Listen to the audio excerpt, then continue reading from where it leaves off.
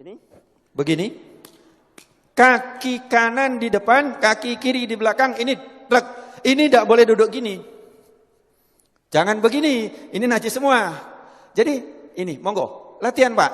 Belum tentu bisa. Nanti ini berhubungan dengan toharo. Kalau kencingnya tidak beres, wuduknya pasti tidak beres.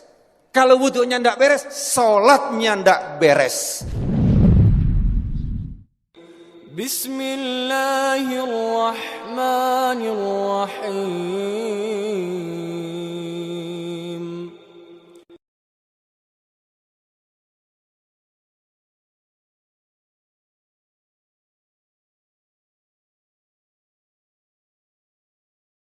Salawat dan salam kita haturkan kepada junjungan kita Nabi besar Muhammad sallallahu alaihi wasallam.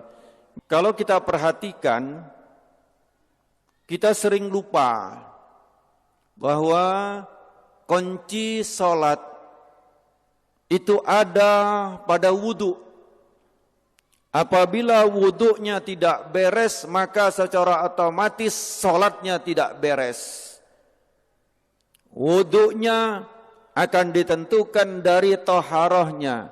Kalau toharohnya tidak beres, maka wuduknya akan tidak beres dan sholatnya juga akan tidak beres. Rasulullah sallallahu alaihi wasallam dalam satu hadis beliau menyampaikan supaya berhati-hati di dalam buang air kecil. Kenapa? Karena azab kubur yang paling banyak itu adalah al-lisan dan buang air kecil. Bagaimana cara kita untuk supaya kencing itu benar? Supaya kencing itu tuntas. Supaya kencing itu bersih daripada hadas. Bahwa seseorang yang toharoh sering sekali keliru. Kenapa keliru? Karena ngambil gampangnya, ngambil mudahnya, yaitu kencing berdiri. Bapak-bapak sering kencing berdiri, tapi ibu-ibu kencingnya jongkok. Nah, pada kesempatan ini saya ingin menyampaikan bagaimana cara kencing yang benar, kemudian hubungannya dengan kesehatan. Kalau seseorang yang kencing berdiri, bisa saya pastikan dan saya sudah uji coba, ternyata masih ada sisa. Di saat seseorang buang air kecil dia berdiri, maka posisi klep seperti ini. Ini, ya toh? Seperti ini. Panjang, ngapunten di dalam masjid, tapi karena ini kedokteran harus saya sampaikan. Untuk perempuan kantong kencing, terus kemudian ada namanya uretra, saluran yang keluar, itu panjangnya 1 sampai 3 senti untuk yang perempuan. Jadi sangat pendek. Tetapi kalau untuk yang laki antara 5 sampai 7 senti. Jadi panjangnya uretra, kalau dalam bahasa kedokteran disebut penis, atau bahasa Indonesia itu yang dinamakan burung, ya toh, ini panjangnya adalah 5 sampai 7 senti. Nah, dari 5 sampai 7 senti itu klepnya ada di pangkal. Jadi bukan di ujung. Bukan di ujung daripada burung atau penis tadi, yang ini tadi bukan di ujung. Tetapi di pangkal. Jadi di kantong kencing, di pangkalnya itu inilah tempat kelep. Pernahkah kita bertafakur tentang kelep? Siapa yang membuka dan menutupnya? Hanya Allah Subhanahu wa taala yang memelihara kita. Kalau seandainya dibuka terus, Pak, celek, buka terus, gimana kira-kira kita? Ngompol semua, Pak. Atau sebaliknya, kalau seandainya nutup enggak buka, gimana kira-kira? Kita enggak karu-karuan, Pak. Enggak usah lama-lama, 1 hari saja nutup enggak karu-karuan. Bagaimana cara toharoh yang benar? Cara toharoh pertama, cara kencing yang benar adalah hendaklah jongkok. Siapa yang mengajarkan kencing berdiri? Itu adalah ibu-ibu.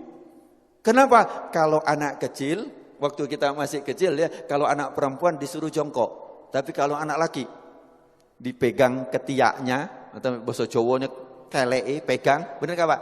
Celak, begini kan, disuruh kencing, berdiri. Bahkan kadang-kadang anak-anak kalau ada yang kencing jongkok, dibilangi, oh kayak anak perempuan. Kencingnya kayak anak perempuan. Ini satu ajaran yang perlu kita luruskan.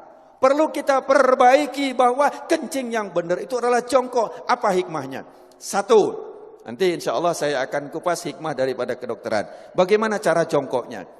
Yang pertama adalah seseorang kencing jongkok itu, saya ngadep ke sana, ini posisi kaki belakang. Jadi maaf, bukan begini. Bukan kaki ini rata, tidak, bukan begini. Ini. Tapi adalah dengan cara, ini saya tunjukkan ke belakang, dengan cara kaki kiri di belakang, gini, kemudian ini, apa bahasa Indonesianya apa ini? Bokong atau pantat, ngapunten ya di masjid ya, tapi saya sampaikan nggak apa-apa ya. Ya, ini terus kemudian diletakkan di sini. Nanti saya ngadep ke sana yang ini. Ini jadi seperti ini. Monggo, kalau ada yang langsung praktek nggak apa-apa, karena belum tentu bisa. Ini. Terus kemudian saya ngadep ke sana. Kaki kanan berada di depan. Celak, ini tadi di belakang. Ini. Begini. Kaki kanan di depan, kaki kiri di belakang. Ini tidak boleh duduk gini. Jangan begini, ini najis semua. Jadi ini, monggo, latihan Pak. Belum tentu bisa. Nanti ini berhubungan dengan toharo. Kalau kencingnya ndak beres, wuduknya pasti ndak beres. Kalau wuduknya ndak beres, sholatnya ndak beres. Nah, ini. Terus kemudian yang kedua, kalau posisi seperti ini, maaf, seperti ini, maka kelep tadi posisinya seperti ini. Dia juntit begini. Sehingga setelah ini habis, dari kantong kencing habis, maka dia masih ada sisa di sini. Masih ada sisa di sini, di saat nanti saya praktekkan. Kencing berdiri. Saya coba, kamar mandi, saya kencing berdiri. Banyak kan, di tempat-tempat itu kan kencing berdiri yang dibuat kayak gini itu kan, banyak Pak. Terus kemudian saya coba sampai habis. Habis sudah saya lihat habis betul. Kemudian saya ambil tisu. Saya letakkan di sini. Saya ingin coba, saya letakkan. Kemudian di saat saya rukuk, saya coba di kamar mandi, saya rukuk. Ternyata ini dapat tekanan basah tisu. Basah. Bagaimana kita sholat, tapi nggak terasa. Kenapa? Karena dia sudah lewat dari klep. Kita pakai celana dalam, ya toh? Pakai celana dalam dari katun atau dari kain, kira-kira tampak enggak? Enggak tampak, tapi celana dalam kita basah dari urin. Najis enggak celana dalam kita? Bagaimana sholatnya? Bagaimana wuduknya? Ini yang kita lupa. Bagaimana cara benar yang benar? Jadi satu tadi jongkok. Kemudian yang kedua, posisi pundak. Ini pundak kita. Ini bukan lurus. Kalau lurus dia masih segini, maka dijatuhkan. Ini dijatuhkan. Jadi ini seperti ini, bukan lurus begini. Bukan lurus. Tetapi ini jangan gini. Ini jangan. Nah, gini, duduknya enak banget. Ini kemudian dijatuhkan. Nah, di saat dijatuhkan itu, maka posisi kelep tadi yang seperti ini, dia akan turun ke bawah. Dia akan turun, akan ngadep ke bawah. Sehingga dia akan keluar habis. Akan habis. Ini. Yang kedua adalah seperti ini. Ini enak banget. Setelah selesai habis, kencing, habis, terus kemudian kadang-kadang masih tersisa. Itu boleh digoyang. Tidak perlu berdiri, boleh digoyang. Enak digoyang. Karena posisi seperti ini tadi, apabila kita goyang, dia berubah. Dia akan keluar lagi. Jadi cukup ini saja. Celak. Plek, langsung dia keluar. 2-3 kali gak apa-apa. Insya Allah dia akan habis. Nah, setelah selesai seperti ini, yang kedua adalah hendaklah berdehem. Hendaklah berdehem. Ini yang kedua yang diajarkan oleh Rasulullah sallallahu alaihi wasallam adalah berdehem. Bagaimana cara berdehem yang benar? Ini juga penting. Berdehem yang benar itu bukan bukan. Berdehem yang benar itu perlu belajar. Gimana cara berdehem yang benar? Adalah dengan cara tarik nafas. Di saat ini tarik nafas, di saat seseorang tarik nafas, ini paru-paru mengembang, set. Kemudian ini ada batas antara rongga dada sama rongga perut. Ini ada namanya diafragma. Diafragma itu pembatas. Di saat seseorang narik nafas, itu seperti mangkok atau piring atau cakram, di mana dia akan lurus. Jadi diafragma di saat kita narik nafas, naik ini, lurus. Terus kemudian di saat kita hentakkan, dia akan ces begini. Di saat begini dia akan menekan rongga perut, kemudian dia akan menekan daripada kantong kencing, sehingga yang ditekan adalah bus, dia akan keluar. Tetapi kalau lego dik kini belum. Jadi tidak keluar. Gampang ya, seolah-olah gampang. Saya belajar berdehem itu 15 hari. Yuk, bagaimana cara berdehem yang benar? Saya bertanya. 15 hari baru tahu dengan cara tarik nafas. Nah, bukan cara berdehem kayak orang mau lewat ada sandalnya. Bukan. Jadi caranya adalah tarik nafas. Nah, itu harus latihan sebanyak 3 kali. Begitu juga ibu-ibu. Ibu-ibu pun juga berdehem. Ini jarang kita dapatkan untuk berdehem ini, Pak. Ya, yang ketiga adalah dengan cara diurut. Untuk yang perempuan itu adalah ditekan dengan menggunakan tangan kiri, ditekan di atas ini. Nanti kapan-kapan kalau ada pengajian khusus ibu-ibu, nanti akan saya jelaskan bagaimana cara menekan daripada kantong kencing dari atas. Plek, ditekan, dia akan keluar. Kalau untuk yang laki-laki, itu adalah dengan cara mengurutnya. Bagaimana cara mengurutnya? Adalah dengan menggunakan tangan kiri, bukan tangan kanan. Kemudian dengan tangan kiri itu, cara mengurutnya bukan dilingkarkan. Nah, sebelum saya menceritakan tentang bagaimana cara ngurut, biasanya kadang-kadang ngapunten, ini disentik. Benar, ini disentik, benar. Saya pengajian di mana-mana itu ternyata, dokter, itu harus disentik, dokter. Nah, kalau disentik seperti ini, tujuannya betul, supaya tuntas. Betul, supaya tuntas. Tapi caranya yang salah. Kenapa? Di saat begini, maka dia akan ke paha sini dan ke paha sini. Celetik. Dan tidak terasa. Kenapa? Karena kita sudah biasa pakai celana, sehingga tingkat kepekaan daripada ini sudah sangat sedikit, sensitifnya sangat sedikit, sehingga tidak terasa kalau kena hanya percikan 1 atau setengah tetes ke sini dan ke sini. Kemudian kita pun wudhu, kemudian sholat, bagaimana badannya najis, bagaimana celananya najis. Kita seolah-olah selesai, belum. Kemudian yang ketiga adalah dengan cara ditekan. Bagaimana caranya? Bukan dilingkarkan. Jadi bukan dilingkarkan seperti ini, melingkar, bukan.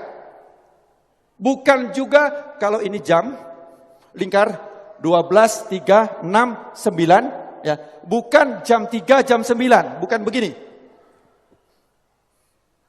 Bukan seperti ini. Tetapi adalah jam 12, jam 6. Jam 12 itu adalah jempol untuk sebagai penahan, penopang. Kemudian yang jari kelingking. Jari apa ini? Kelingking ya, bahasa Indonesia kelingking ya. Jari kelingking ini adalah untuk ditarik ke depan. 1 kali, 2 kali, 3 kali. Dilakukan seperti itu. Kalau untuk yang perempuan dengan cara ditekan. Nanti tempat mana yang ditekan itu khusus untuk ibu-ibu. Ya, bagaimana nanti cara menekan untuk membuang air kecil. Bapak-bapak rahimakumullah. Saya ambil satu kesimpulan. Yang pertama, kalau kencing berdiri sudah saya uji coba, sudah saya lakukan, ternyata tidak mungkin kencing berdiri begini. Itu satu, pasti begini. Ya toh, atau malah begini, maka semakin juntit daripada klepnya tadi pasti ke atas. Yang kedua, sudah saya coba dengan cara kencing berdiri itu, kemudian dilakukan dengan waktu kita ruku, kita sholat, itu saya coba untuk di kamar mandi ruku, ternyata dia keluar dan saya sudah coba dengan tisu. Jadi bapak-bapak nanti celana dalamnya akan basah, ya toh, tapi nggak kelihatan karena daya serapnya cukup ini, itu kalau kencing berdiri itu akan keluar, tetapi tidak terasa. Kenapa? Karena sudah melalui klep. Kemudian yang ketiga adalah cara hitan yang benar, maka dia tidak ada sisa sama sekali di bawah ini. Kalau masih ada sisa di saat yang tetesan-tetesan yang terakhir dia akan masuk. Dia akan masuk. Kemudian yang kedua adalah cara duduk yang benar. Cara jongkok yang benar adalah saya ulangi, kaki kiri di belakang, kemudian ini diletakkan di sini dengan nyaman, dengan enak. Ini. Terus kemudian posisi yang kaki kanan adalah seperti ini, tapi ini jangan dijatuhkan. Sekali lagi ini bukan dijatuhkan, tapi begini. Jangan bingung, biasa saja, plek, enak, plek, biasa saja. Terus kemudian yang kedua, kalau agak gemuk ini boleh dibuka. Boleh begini, kalau agak gemuk. Yang kedua adalah posisi pundak jangan lurus. Kalau lurus kantong kencing masih seperti ini. Dan posisi daripada klep seperti ini. Harus jong begini. Dengan begini maka posisinya akan ngadep ke bawah, klep akan ngadep ke bawah, ini juga akan tekanan. Ini bisa dilihat, ini dia akan menekan sini, akan melipat. Set, dia akan masuk ke dalam. Kedua. Kemudian setelah itu berdehem. Selesai, habis. Kalau belum habis, saya ulangi, begini, boleh begini. Boleh begini. Ya, untuk apa? Supaya dia akan begini. Dia akan keluar, akan enggak anyang-anyangan lagi. Terus kemudian yang kedua berdehem. Cara berdehem, tarik nafas. Jangan biasa. Jadi kalau hanya belum. Terbukti cara evaluasinya kalau hanya dia di sini. Akan dirasakan di sini. Coba di sini. Tapi kalau tarik nafas pasti di bawah. Dia akan keluar. Tes 3 kali. Setelah itu baru kemudian dengan cara diurut. Tapi sebelum berdehem, sebelum diurut, tadi kita harus geser supaya dia ini. Bapak-bapak rahimakumullah, sebenarnya tentang toharo ini masih banyak yang harus kita kupas. Tapi ini saya himpun sebanyak mungkin. Hati-hatilah kita di dalam bertoharo ini, karena Rasulullah SAW sebagai penutup, Rasulullah pada satu hari itu berjalan, kemudian ada 2 kuburan. Satu kuburan ini kata Rasulullah sedang disiksa. Kenapa? Dia cara toharohnya atau cara kencingnya enggak beres. Tapi ingat bahwa kita dikondisikan supaya menjauh daripada ajaran Rasulullah sallallahu alaihi wasallam. Di sini saya dari medis, saya akan usahakan untuk bagaimana hikmahnya daripada apa yang diajarkan oleh Rasulullah. Bagaimana tidurnya Rasulullah, bagaimana makannya Rasulullah, bagaimana menguapnya Rasulullah, bagaimana wuduknya Rasulullah, bagaimana taharahnya Rasulullah. Itu bisa dikupas habis dengan tujuan kita kembali kepada apa yang diajarkan oleh Rasulullah sallallahu alaihi wasallam. Mudah-mudahan beberapa penyakit akan dihindarkan oleh Allah Subhanahu wa taala. Amin Allahumma amin. Al-Fatihah. Al-afu minkum. Assalamualaikum warahmatullahi wabarakatuh. Waalaikumsalam warahmatullahi wabarakatuh. Terima